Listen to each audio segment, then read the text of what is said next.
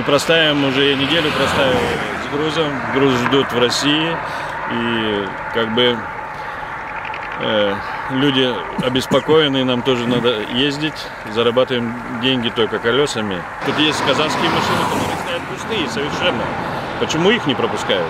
Почему такие заторы? Протяженность пробки примерно составляет 7-7,5 километров. И здесь плотно друг к другу машин стоят примерно 450-500 машин стоит. Примерно около 1000 машин, наверное, сейчас загруженных по Кыргызстану стоят в сторону Казахстана. Простой автомобиль стоит по рыночным ценам $100 в сутки, да. Товар, некоторый товар приходит в негодность. Негодность, кто будет это оплачивать? Предприниматели, они частные. Дихкани, которые на юге собрали этот виноград, эту же хурму, эту же яблоко, они надеялись получить прибыль, а получается убыль.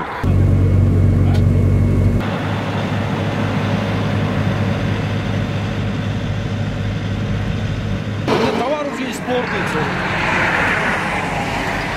А на какую сумму товар? Там где-то больше миллиона. А куда путь держите? Не понял. Куда путь держите? Ну, в России, конечно.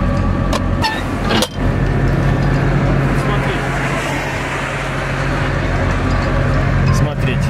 Где товар испортится. Вот смотрите, вот здесь тоже, здесь все видно, что здесь товар испортится.